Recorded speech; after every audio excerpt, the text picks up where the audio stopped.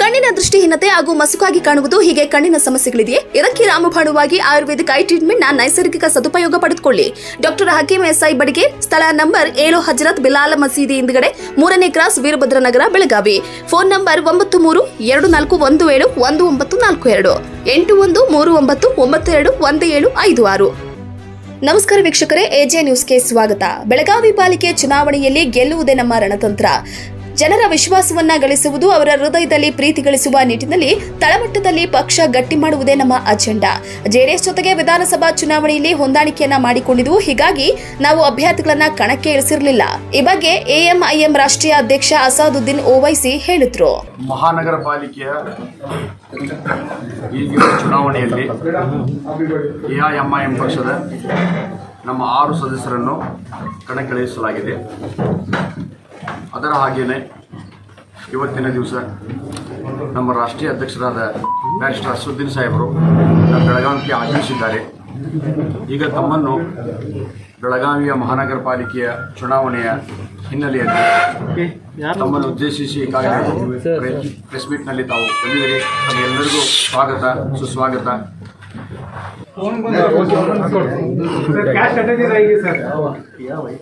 जितना है आंकड़े कम रहे तो भी आपका पार्टी का क्या स्ट्रेटेजी रहेगा? आंकड़े जो कैंडिडेट कम है, उसके अंदर 6 लोग उतना ही पार्टिसिपेट कर रहे हैं ना, इसलिए आंकड़े कम रहे तो भी आपका स्ट्रेटेजी क्या रहेगा? पहले तो देखिए जीतना हमारी कोशिश है और जनता के कॉन्फिडेंस जीतना, जनता के दिल में एक मोहब्बत बनाना, उनको हमारा जो भी काम है, मैसेज है पहुंचाना और ये बताना कि कर्नाटका में बेलगाम हो या हुबली हो, यहाँ पर आपको एक इंडिपेंडेंट माइनॉरिटी पॉलिटिकल लीडरशिप की ज़रूरत है। और ख़ास तौर से कर्नाटका में जो जनता ने जिनको अपना एमएलए बनाया, वो लोग धोखा देकर या अपनी आइडियोलॉजी की जो भी था उनका जाके बीजेपी को सपोर्ट किए। और भी जितने इलेक्शंस होंगे उसमें हम लोग कंटेस्ट करेंगे। सर क्या एजेंडा रखकर चुनाव में लड़ेंगे सर? एजेंडा डेवलपमेंट है, वार्ड्स का एजेंडा ग्रास रूट लेवल पर एक लीडरशिप को पैदा करना है और ये बहुत बड़ा अहम काम है जिसके लिए हम पूरे मुल्क में मैं जाता हूँ, पूरे मुल्क में यही हमारा काम है। सर आपके फॉलोअर्स बहुत ज़्यादा है सर बेलगाम में, लेकिन एक्टिविटीज़ कौन इलेक्शन के टाइम में उतना ही आप सामने लोगों के सामने जाएंगे तो रिस्पॉन्स कैसा मिलेगा? फॉलोअर्स तो बहुत ज़्यादा है सर बेलगाम में आपके, लेकिन रहबरी सही नहीं हो रही है सर। क्यों ऐसा क्यों हो रहा है? ठीक है, आप भी तो थोड़ी रहबरी करो हमारी आप भी रहबरी करो, काम आसान हो जाएंगे इंशाल्लाह। सर पिछले आप पूछ लिए दूसरों को पूछे सर आपने स्टेट इलेक्शन में जेडीएस के साथ अलायंस थे, फिर ये लोकल बॉडी इलेक्शन में क्यों अलायंस क्यों नहीं हुए? जेडीएस के साथ असेंबली इलेक्शन में हम लोग सपोर्ट करें, कैंडिडेट नहीं खड़ा करे थे। Yes sir. तो उसके बाद हम रियलाइज करें कि जेडीएस गलती की कांग्रेस के साथ अलायंस करके। मेरे को अच्छी तरह याद है कि जब कुमारस्वामी साहब फोन करके बोले कि मेरा ओथ है, आप आइए। मैं उनको बोला कि मैं नहीं आ सकता साहब, आप बहुत बड़ी गलती कर रहे हैं ये अलायंस करके। इससे आपके पार्टी को भी नुकसान होगा और जो लोग वोट डाले आपको उनको भी बड़ी मायूसी होगी और दोनों चीज़ें सच साबित हुई। इसलिए हमारा, और तीसरी बात यह है कि इस इलेक्शन में हमारा किसी से भी अलायंस नहीं है, ना हम उनसे बात किए ना उन्होंने हमारे से बात की। आगे के इलेक्शन पे भी यही मुद्दा कायम रखेंगे या आप बदलेंगे? अब देखिए, जिंदगी का भरोसा नहीं है, ना आपकी जिंदगी का भरोसा ना मेरी जिंदगी का भरोसा है। फ्यूचर में क्या होता इसका मैं कोई नहीं बता, देखेंगे आगे जाके क्या होता क्या नहीं हो सकता, बताएंगे। नहीं हुआ तो ऐसा नहीं। कांग्रेस ये सवाल उठाता है कि बीजेपी का बी टीम एमआईएम है, उनको किधर पॉसिबिलिटी है उधर उतना ही उनका बोलना सही है, क्योंकि राहुल गांधी को मैं हराया बेटी में जाके मैं गया था ना, मैं ठहरा उनके सामने तो उन्होंने हार गए, तो उन्होंने वायनाड को आए, वहाँ जीत गए। सर इलेक्शन के बाद जो ये कांग्रेस पार्टी का इग्नोरेंस है एरोगेंस है। इनके इतने एमएलए बीजेपी की गोद में जाके बैठ गए, मेरे से पूछ के गए या सिद्धारामैया डीके से पूछ के गए। कर्नाटका में आपकी पार्टी से मुस्लिम एमपी नहीं जीतता मेरी वजह से। 183 seats Congress BJP Hindi belt में लड़े। आपको मालूम कितने सीट जीती कांग्रेस? 183, ओनली 15 मेरी वजह से। मैं तो नॉर्थ हिंदी स्पीकिंग स्टेट्स में किशनगंज में एक सीट थी हमारा, वहां हम थर्ड आए, 3 लाख वोट लिए तो कांग्रेस 350 लिया। तो कांग्रेस पार्टी का मामला ये है कि उन्होंने ये चाहते कि कभी भी, बल्कि हर सेकुलर पार्टी ये चाहती कि कभी भी मुसलमानों का एक पॉलिटिकल लीडरशिप इवॉल्व ना हो। और वो ये समझते कि मुसलमान जो है सिर्फ उनकी गुलामी करना, कैदी बन के रहना और उन्होंने जैसा बोले उठना, उन्होंने जैसा बोले सो जाना। हम ये बोल रहे हैं कि हम भारत की डेमोक्रेसी में हमको हमारा हिस्सा मिलना चाहिए, और वो उस वक्त मिलेगा जब हम इलेक्शन लड़ेंगे और वोट डालते आए। अब वोट डालना भी पड़ेगा अपने अपने पार्टी के कैंडिडेट्स को। ये हमारी सोच है, ये हमारा काम है। और इनका मसला ये है कि अब ये बोलते हैं कि आप कुछ मत बोलो, आप खामोश बैठो, खामोश बैठो। खामोश बैठने से क्या मिला? कुछ नहीं मिला ना। पार्लियामेंट में आप देख लीजिए, जब अनलॉफुल एक्टिविटीज प्रिवेंशन एक्ट आया, जिसकी वजह से आज बहुत से इंटेलेक्चुअल्स, बहुत से स्टूडेंट्स, बहुत से दलित समाज के लोग, ट्राइबल समाज के लोग और यंग मुस्लिम्स को बीजेपी सेंट्रल गवर्नमेंट यूएपीए में डाल रही है। कौन सपोर्ट करा लोकसभा में? कांग्रेस। राज्यसभा में कौन सपोर्ट करे? कांग्रेस। आप हर जगह पे बीजेपी को सपोर्ट करते लॉज बनाने में, और वो लॉज का इस्तेमाल इन तमाम लोगों पे होता, और आपको और आप हम पे उंगली उठाते। तो ये कांग्रेस पार्टी, इसी वजह से इनका ये हाल हो चुका है। आगे भी बुरा हाल होगा इंशाल्लाह। सर एक मिनट, आपकी बेदारी पैदा करने के बावजूद भी बड़ी तादाद में एक बड़ा जुमरा कांग्रेस से जुड़ा हुआ है, कांग्रेस का साथ छोड़ने के लिए तैयार नहीं, क्या वजह हो सकती है? नहीं, जमहूरियत है, जमहूरियत हर एक को इख्तियार है अपनी आवाज उठाने का, अपने फैसले लेने का। भाई यहाँ तक तो हम आप मानते हैं ना कि बहुत से लोग तो बेदार हो चुके हैं, बेदार तो हो गए ना, आप भी आगे भी होंगे इंशाअल्लाह। एक आदमी बेदार हो गया एक हजारों में, उन्हें सबको जगा देता उन्हें। एक आदमी उठना खाली, हजारों को उठाने का नहीं, एक आदमी उठ गया तो सबको उठाया था उन्हें, और वो भी उठेंगे इंशाअल्लाह। सर इसका फायदा कहीं ना कहीं बीजेपी को हो रहा है ना? कहाँ हो रहा बताओ आप? अभी आप एग्जाम्पल दो मेरे को। कर्नाटक में ही नहीं, आप एग्जाम्पल देना, आप जर्नलिस्ट है तो आप एग्जाम्पल दे के सवाल करो। मैं सर अभी आपके यहाँ पे 6 कैंडिडेट हैं सर। हाँ। 6 कैंडिडेट का फायदा बीजेपी को होगा ना उसी एरिया में? यहाँ पे कितने जुमला, कितने वार्ड से मेरे भाई? 58 वार्ड है सर। हाँ 58 58 कितने पे नहीं लड़ रहे हम लोग? 6 नहीं, मैच में भी हूँ, बोलो आप 6 नहीं लड़े तो कितने बचते? एक बात आप प्लीज 52। 6 अगर नहीं लड़े तो कितने बचते? 52। अब 52 में फायदा होता मेरी वजह से नहीं, लेकिन 6 लड़े तो 52 में से फायदा होता। आप तो जीनियस है ना, मैं नहीं हूँ जीनियस। बाकी सब जगह नहीं, सुनिए 6 लड़े तो आप बोले फायदा हो रहा, नहीं लड़े तो फायदा होता क्या? आप ये बोलना चाह रहे ना, वो नहीं होता। लेकिन सर जो मुसलमानों की तादाद ज्यादा है वैसे वार्ड में 2, 4, 5 ऐसे मुस्लिम कैंडिडेट हैं। हाँ तो इंशाल्लाह सब मिलके मैं कामयाब करेंगे। सर एक मिनट, जो हालात है सेंट्रल गवर्नमेंट, स्टेट गवर्नमेंट के, जो हर चीज महंगी हो रही है, इसके बावजूद भी लोग अपने आप को समझ क्यों नहीं पा रहे, या पॉलिटिकल जो अपोजिशन पार्टियां हैं लोगों को समझाने में नाकाम हो चुकी है? क्या बीजेपी और कांग्रेस एडजस्टमेंट की गवर्नमेंट चला रहे हैं हिंदुस्तान? बिल्कुल चला रहे। वही तो बोला ना आपको, वही तो बोला ना मैं, तुम मेरी पीठ खुजाओ मैं तुम्हारी पीठ खुजाऊं। वही काम हो रहा। तो इससे पब्लिक का हाल क्या होगा? पब्लिक तो परेशान है, पब्लिक का बुरा हाल है, पब्लिक तकलीफ में है।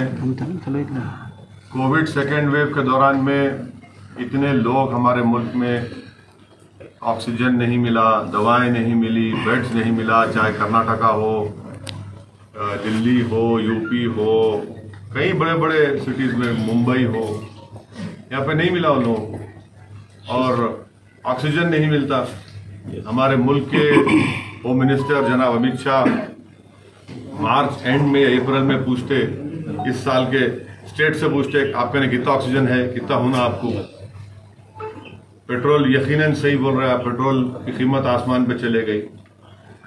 तो ये चीजें हैं, पब्लिक में गुस्सा है, पब्लिक में तकलीफ हो रही है, पब्लिक में बहुत एंगर है, मगर उसको कैपिटलाइज करना भी आना ना, उसको बोलना चाहिए, उसको रिफ्लेक्ट करना चाहिए, वो नहीं हो रहा।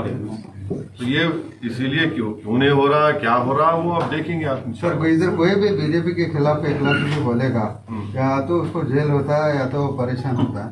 लेकिन आप इतना सारा बीजेपी के खिलाफ, बीजेपी के खिलाफ, आपको क्या बीजेपी पर हमदर्द है या डर है आपका? सुनिए, आपको खुशी होंगी मैं जल गया तो पूरा आपको खुशी होंगी मेरी मौत से? नहीं, आप क्या चाह रहे बोला कर दो आप। मैंने सुनिए आवाज उठाता है, मेरी बात जेल में डाल देता है। सुनिए मेरी बात सुनिए, आवाज उठाना मेरा डेमोक्रेटिक राइट है। दूसरा कोई उठाया तो कौन एग्जाम्पल? बेलगाम में बहुत सारे लोगों को डाला। अरे भाई आप लोग चाह रहे क्या? मेरा राइट है, मैं उठा रहा हूँ, मैं पार्लियामेंट में बोलता हूँ। अब आप नहीं बोल सके तो मैं क्या करूं? आप खाली यूं कहे तो मैं क्या करूं? आप जाके मोदी गले लपट लिया तो मैं क्या करूं? आपको बोलना नहीं आया तो मैं क्या करूं? अगर आप गूंगे हैं तो मैं जबान में डालूं क्या? तो अब आपको बोलने का तरीका भी आना। तो ये सवाल है, उनसे पूछो ना, उनको कोई जेल क्यों नहीं जा रहे? कोई नहीं जेल जा रहा। जेल कौन जा रहा? जेल को जाने वाले क्या कांग्रेस के लोग हैं? कौन जा रहा जेल को? जेल को जा रहा दलित, जेल को जा रहा मुसलमान, जेल को जा रहा आदिवासी और वो इंटेलेक्चुअल्स। कौन से कांग्रेस के लोग जेल को जा रहे? कुछ भी नहीं जा रहे। सर इलेक्शन के बाद जो भी रिजल्ट हो बेलगाम के वो हम सपोर्ट कर रही है आपके कैंडिडेट को। इलेक्शन के बाद में भी काम रहेगा पार्टी का? फिर बिल्कुल रहना चाहिए, काम होना चाहिए, मेहनत करना चाहिए। हम भी उनको मॉनिटर करेंगे, उनको समझाएंगे, उनको इनकरेज करेंगे और उनको जिम्मेदारी का एहसास दिलाएंगे कि अवाम ने आपके लिए एतमाद करके, मोहब्बत करके आपके लिए आपको कामयाब किया, वोट दिया। वोट देना खुद बहुत बड़ी कॉन्फिडेंस की बात है, जीतना तो और बड़ी खुशी की बात है, मगर वोट देना भी बहुत बड़ी एक हौसला अफजाई देती है हर एक पार्टी को। उस पर काम करना है। सर अफगानिस्तान के बारे में क्या बोलना भाई? अफगानिस्तान तो हिंदुस्तान का रोल क्या होना चाहिए? हाँ, मेरे को क्या करना है अफगानिस्तान से? आपका स्टेट ना मेरा ससुराल वहाँ का है, ना हमारे रईस वहाँ का, ताल्लुक ही नहीं है अपने को अफगानिस्तान से। अफगानिस्तान में क्या हो रहा है मोदी जी से पूछो आप लोग। वहाँ 20 साल में क्या करे? वहाँ पे $3 बिलियन वहाँ खर्चा करे। क्या करे सो है? वो हर साल 800-900 बच्चों को बुलाते थे अफगानिस्तान से, पढ़ाते थे बच्चियों को engineering, medicine, Indian military academy में ट्रेनिंग देते थे। ऐसे 16,000 लोगों को हम लोग ट्रेनिंग दिए 20 साल में। अब इन्हों क्या करें? इनसे पूछना ना, इन्हों जवाब ही नहीं देते। वेट एंड वॉच बोलते खाली। प्राइस बढ़ गया पेट्रोल का, वेट एंड वॉच, हर चीज वेट एंड वॉच है इनका। और कुछ सर? बेलगाम जनता के बारे में, बेलगाम जनता को क्या कहना चाहिए? बस मैं उनसे गुजारिश करने आया हूं कि आप मुझ पर भरोसा करिए, हमारी पार्टी पर एक भरोसा करिए, एतमाद करिए। और हमारा मकसद ये है कि बेलगाम में आपकी एक लीडरशिप को बनाना, आपको लीडर बनाना, ताकि आने वाले फ्यूचर में आप आगे बढ़कर बेलगाम हो, कर्नाटका में आप एक बहुत बड़ा रोल प्ले कर सकें। ये हमारा मकसद और पैगाम है। और यकीनन हम उनसे अपील करेंगे हमारे लिए दुआ भी करो। आने वाले वक्त में आप पूरे हिंदुस्तान में अपोजिशन का रोल अदा करने के मौके पर है, ऐसा अभी नहीं कर रहे, अभी भी कर रहे हैं, जितना हो सकता बिल्कुल अपोजिशन कर रहे हैं।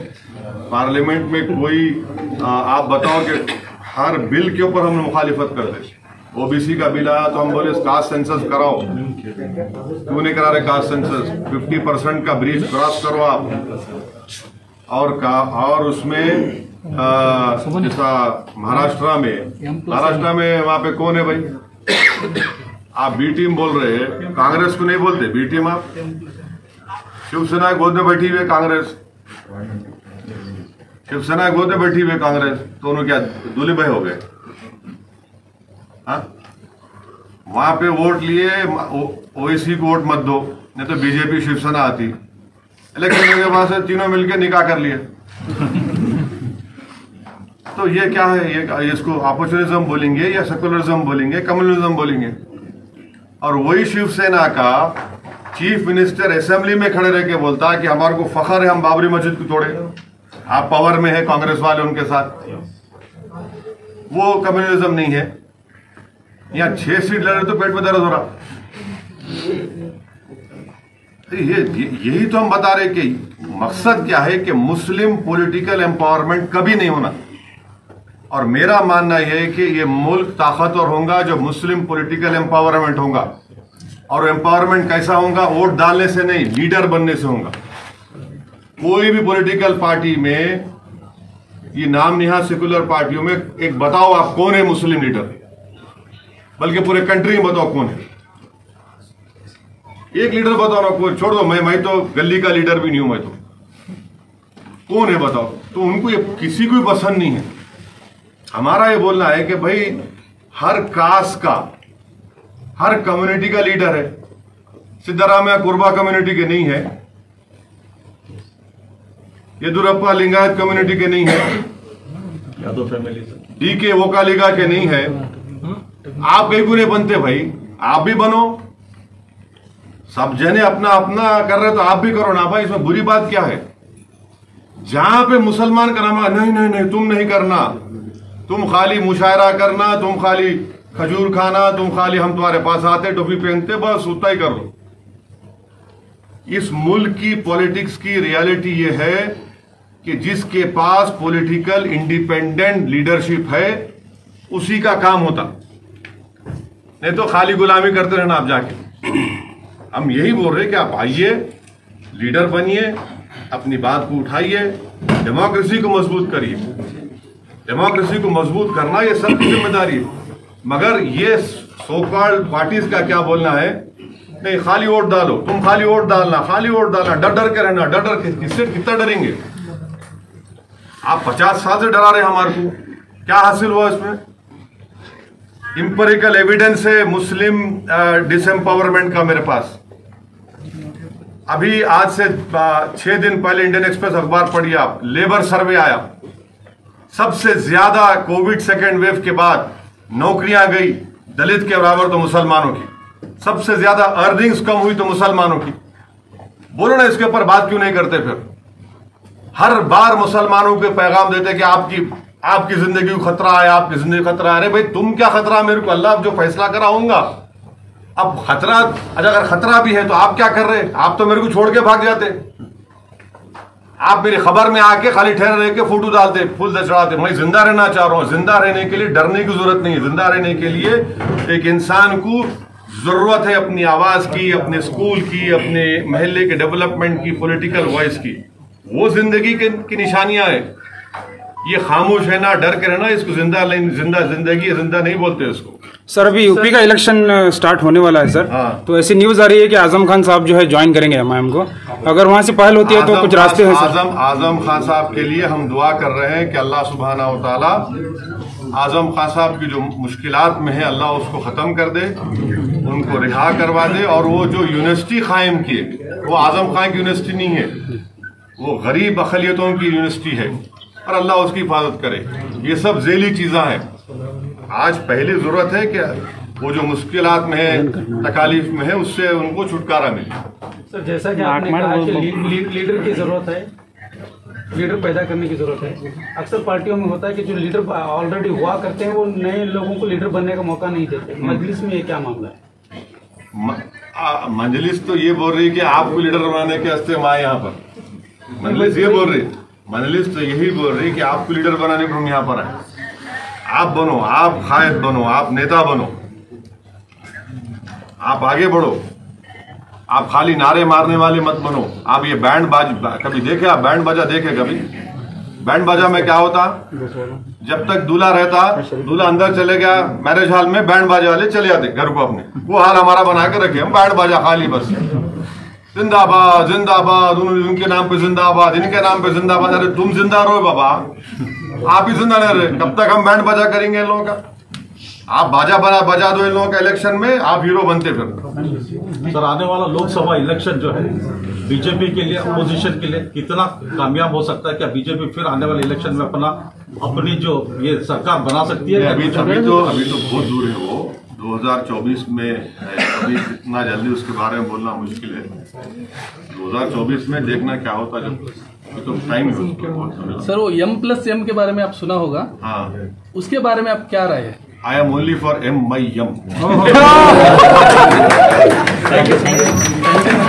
ಭಾರತದ ಪ್ರಜಾಪ್ರಭುತ್ವದಲ್ಲಿ ಮುಸ್ಲಿಮರಿಗೆ ಅಧಿಕಾರದ ಹಕ್ಕು ಸಿಗಬೇಕು, ಅದಕ್ಕಾಗಿ ನಾನು ಚುನಾವಣೆ ಎದುರಿಸಿ ಗೆಲ್ಲಬೇಕು.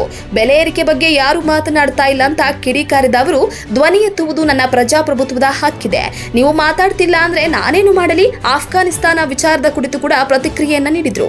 ಮುಸ್ಲಿಮರು ರಾಜಕೀಯ ಹಕ್ಕು ಪಡೆದಾಗ ದೇಶ ಶಕ್ತಿಶಾಲಿಯಾಗಲಿದೆ. ಯಾರು ದೇಶದಲ್ಲಿ ಮುಸ್ಲಿಂ ನಾಯಕರು ಇದ್ದಾರೆ ಹೇಳಲಿ, ನಾನಂತೂ ಗಲ್ಲಿ ಲೀಡರ್ ಇರುವೆ ಅಂತ ಸುದ್ದಿಗೋಷ್ಠಿಯಲ್ಲಿ ತಮ್ಮ ಆಕ್ರೋಶದ ನುಡಿಗಳನ್ನು ವ್ಯಕ್ತಪಡಿಸಿದ್ರು. ವರದಿಗಾರರು AJ news manager Mustafa Momin.